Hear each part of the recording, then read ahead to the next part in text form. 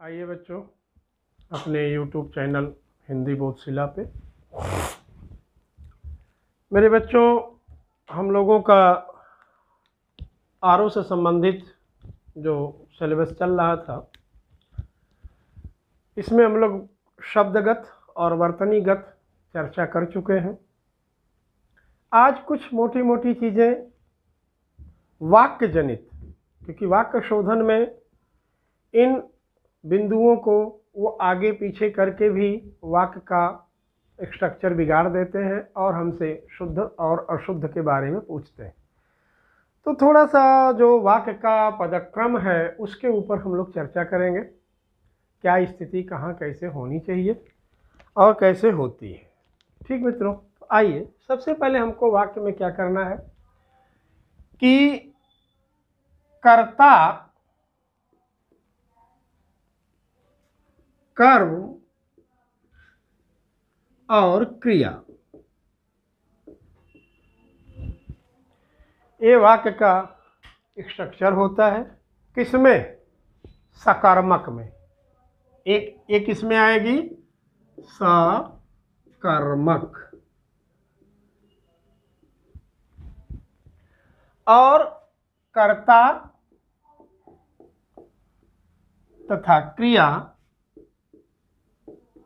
ये कहाँ आती है? अकर्मक।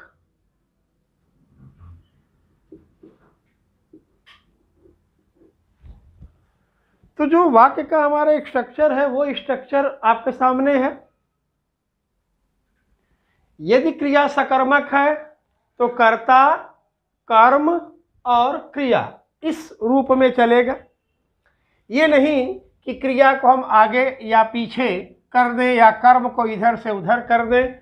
अगर इस तरह का वाक्य है तो वह वाक्य पदान्वित के दृष्टि से अशुद्ध है।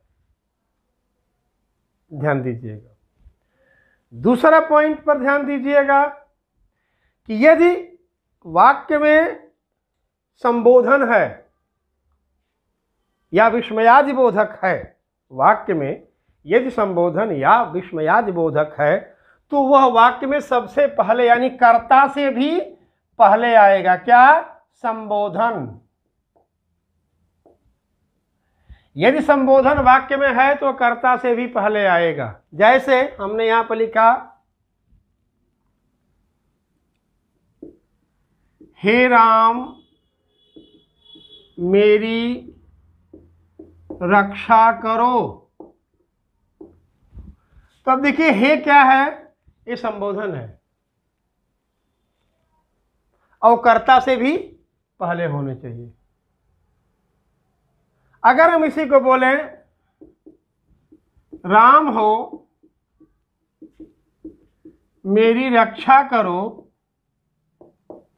अब यहां पर हो, हे का ही एक प्रतिरूप है, हे का प्रतिरूप है, पर यह गलत है। ये प्रयोग क्या हो जाएगा? गलत हो जाएगा। हमेशा संबोधन वाक्य में सबसे पहले आना चाहिए।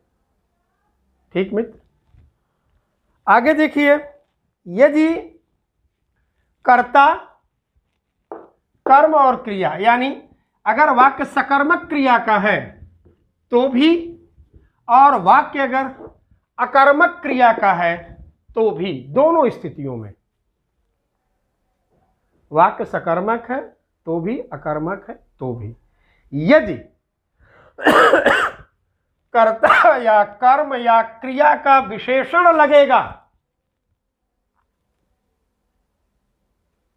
यदि वाक्य सकर्मक है तो कर्ता का या कर्म का या क्रिया का जब भी विशेषण लगेगा तो अपने विशेष से पहले लगेगा। क्लियर? जैसे मैं यहां पर एक सकर्मक क्रिया का ही रूप आपको दे रहा हूं।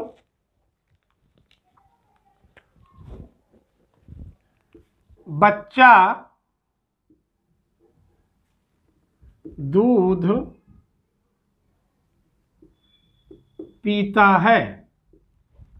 अब देखिए, बच्चा क्या है? कर्ता, दूध क्या है? कर्म, पीता है, क्रिया हो गई। अब इन तीनों में तीन के तीनों का या किसी एक का यदि विशेषण जोड़ा जाएगा तो वो विशेषण अपने विशेष से पहले आएगा। जैसे एक उदाहरण मैं यहां पर और लिख रहा हूं, देखिएगा।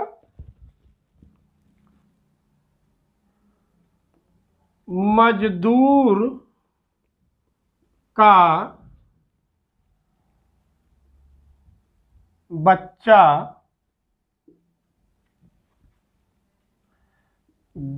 गर्म दूध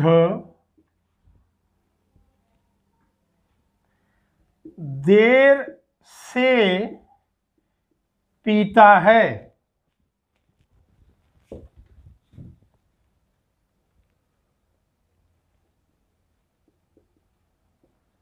अब देखो मित्र, बच्चा करता था, यहां बच्चा करता है, दूध कर्म है, दूध यहां पर भी कर्म है, पीना है वो यहां पर स्थित है।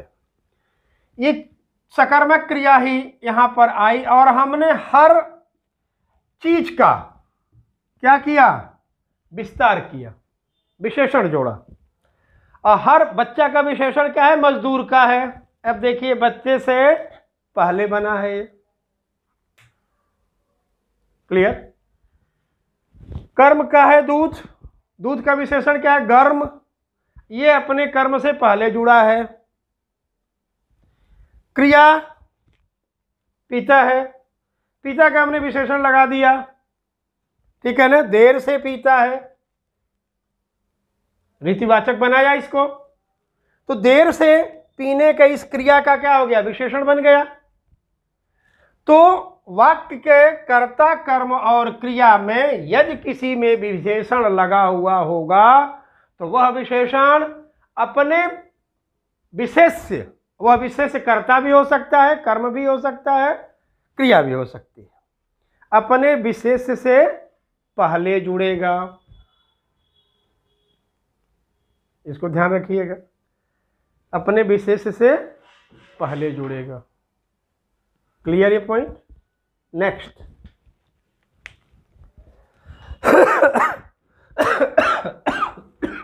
यदि वाक्य में कर्ता कर्म और क्रिया के अलावा भी अन्य विभक्तियां या कारक हैं तो वह कारक सदैव कर्ता और कर्म के बीच ही लगेगा।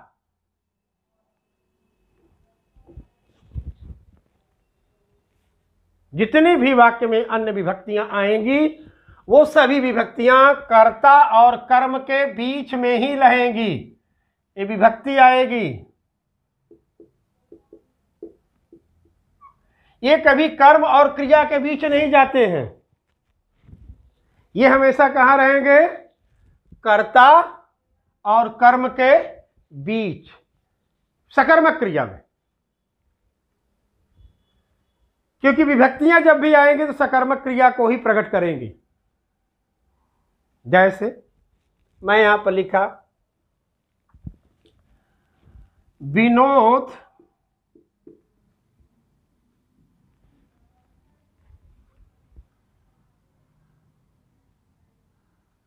मोहन के साथ दवा लाने के लिए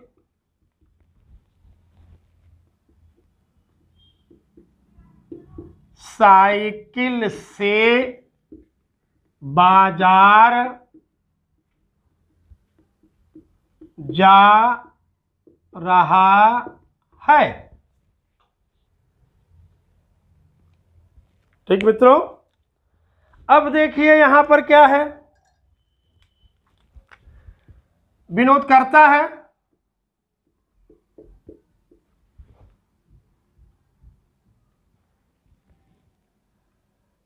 दवा क्या है, कर्म है, बाजार, बाजार जा रहा है, कर्म से स्थिति बनेगी, साइकिल से जा रहा है, ये आपकी क्रिया हो गई। अब देखिए यहां पर बाजार है, ये बाजार दवा नहीं, दवा लाने के लिए मोहन के साथ ये क्या हो गया, संबंध। दवा के लिए ये क्या हो गया, संप्रदान। साइकिल से ये क्या हो गया, कारण। बाजार जा रहा है। तो अब देखिए मैंने जो बोला था कि कर्ता और कर्म के बीच में सारी विभक्तियां होंगी। यदि वाक्य में कर्ता कर्म क्रिया के अलावा अन्य विभक्तियां आ रही हैं तो वो उन विभक्तियों का स्थान वाक्य के कर्ता और वाक्य के कर्म के बीच में ही होगा। आप यहां पर उदाहरण देख लीजिए। मोहन, अरे विनोद कर्ता है, बाजार कर्म है। सारी विभक्तियां जो आई, संबंध, संप्रदान, अधिकरण, ये क्या है, कर्ता और कर्म के बीच में ही है। ध्यान रहेगा ना बात।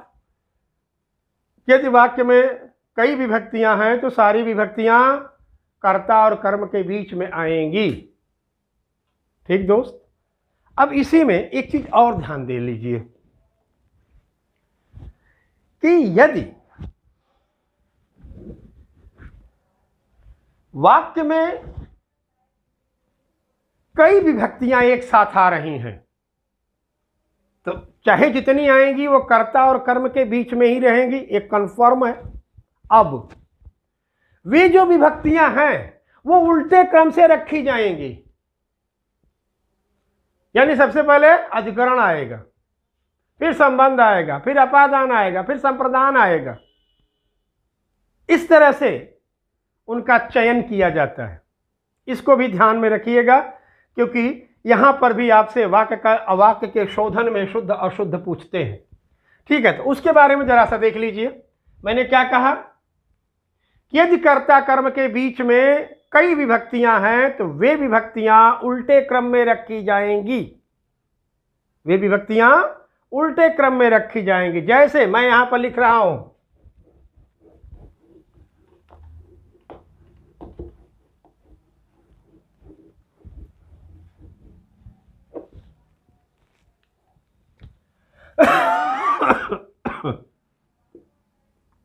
बच्चा गली में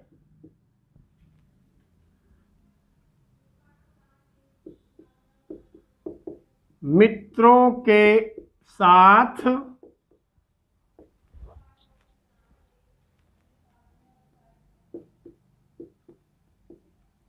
मिट्टी से खेल रहा है। ठीक है दोस्त। बच्चा कर्म है, अरे करता है, खेल रहा है क्रिया है। यहां गली में मित्रों के साथ मिट्टी से खेल रहा है, यहां कर्म नहीं है, कर्म का यहां अभाव है। बच्चा खेल रहा है, किसके साथ खेल रहा है, कहां खेल रहा है, गली में। अब में क्या है, ये अधिकरण है। मैंने बताया था ना पहले उल्टे क्रम में चलेगा। ये क्या है, अधिकरण। मित्रों के साथ ये क्या हो गया, संबंध। मिट्टी से ये क्या हो गया, करण। तो देखिए उल्टे क्रम में आया, उल्टे क्रम में आया या नहीं। सबसे पहले हमने अधिकरण लगाया, फिर संबंध लगा है, फिर करण लगा है। तो यदि वाक्य में कर्ता के बाद कई विभक्तियां हो तो उन विभक्तियों को हम उल्टे क्रम में ही लगाते हैं। क्लियर हो गया यहां। अब आगे आइए। बच्चों भी विशेषण के बारे में आपको बता दिया। विशेषण हमेशा अपने विशेष से पहले लगेगा। बाकी क्रम की स्थितियां आपके सामने आई हैं। अब आते हैं प्रश्नवाचक। यदि प्रश्नवाचक कोई पद लग रहा है तो अपने विशेष से पहले लगेगा। जिस विषय पर प्रश्न है उस विषय से पहले ही प्रश्नवाचक लगेगा। जैसे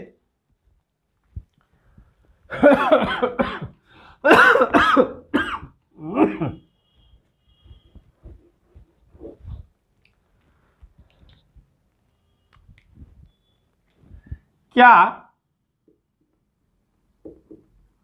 राम गया? सीता आज क्या पकाएगी?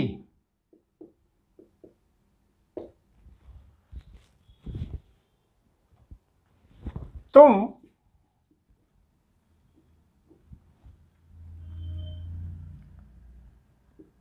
कहां जा रहे हो? अब देखिए सवाल में मित्रों,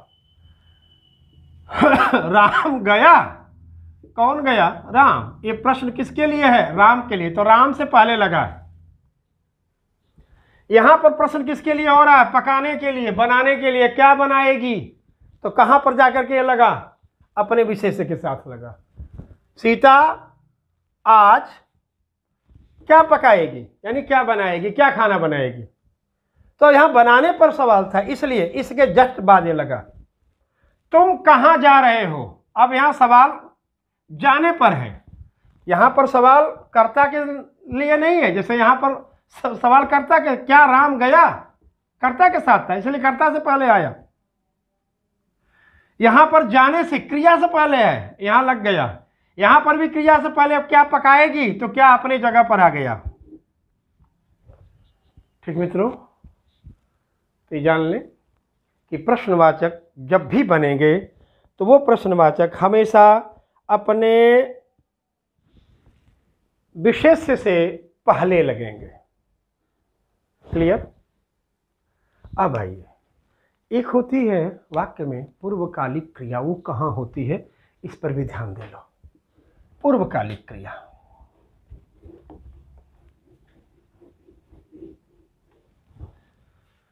पूर्वकालिक क्रिया यदि वाक्य में है तो वह प्रधान क्रिया से पहले लगेगी।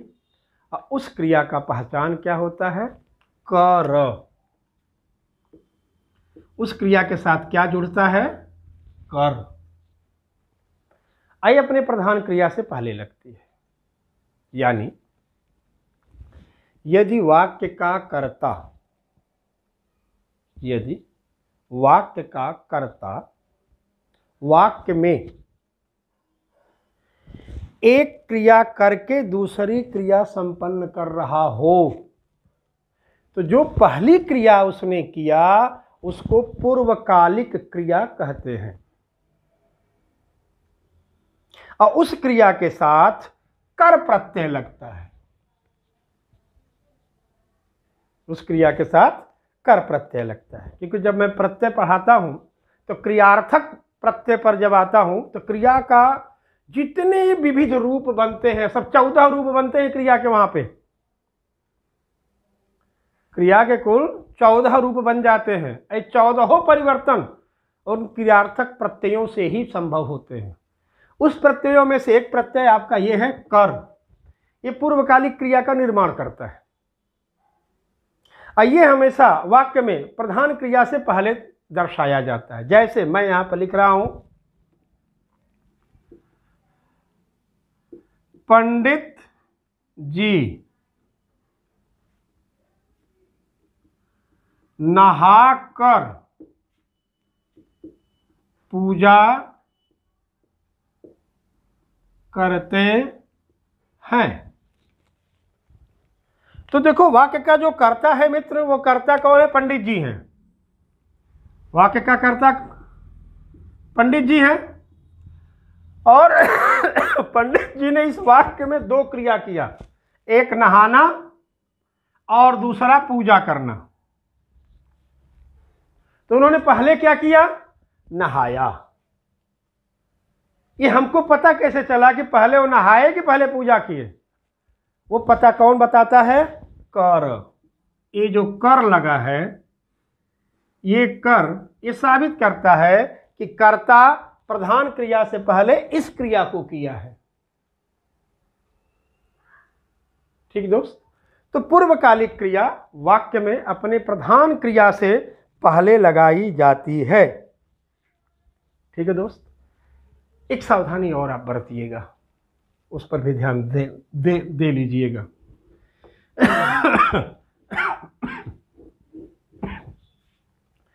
निषेधात्मक वाक्य में निषेधात्मक पद हमेशा वाक्य से पहले लगते हैं।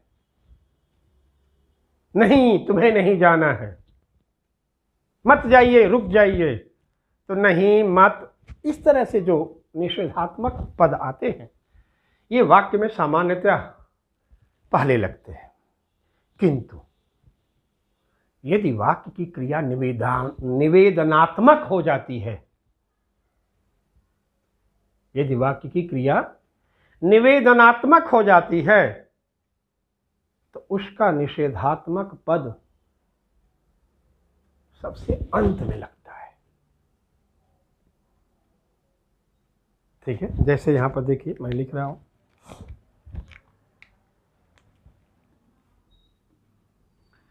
मत जाइए,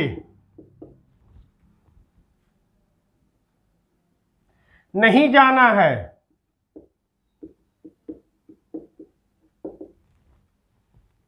लेकिन अगर हम इसी में बोलें चलिए ना, आइए ना, खाइए ना, छोड़िए ना, अभी कहाँ लग गया? वाक्य की बिल्कुल लास्ट में। तो निषेधात्मक हमेशा पदार्थ पहले आएंगे, लेकिन अगर वो निवेदनात्मक क्रिया के रूप में परिवर्तित हो जाएंगे तो हमेशा वाक्य के अंत में लगेंगे। ठीक मित्रों? यदि क्रिया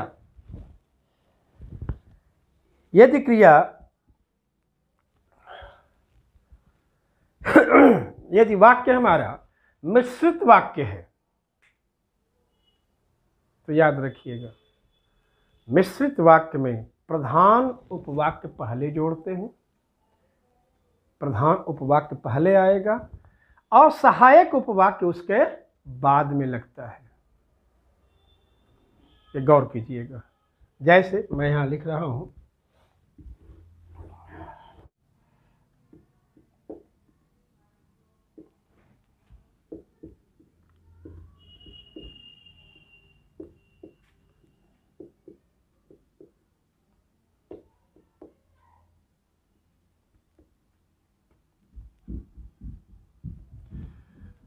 सोहन ने कहा मैं बाजार जा रहा हूं। इसमें प्रधान कौन है? सोहन। इसलिए मैं बाजार जा रहा हूं उससे पहले उसका प्रयोग किया गया। ठीक दोस्तों? कुछ शेष और भी है जो हम अगले वीडियो में दे पाएंगे बेटा, क्योंकि मैं खांसते खांसते परेशान हो गया हूं, अतः मैं यहाँ का अभी यहीं पर छोड़ रहा हूं।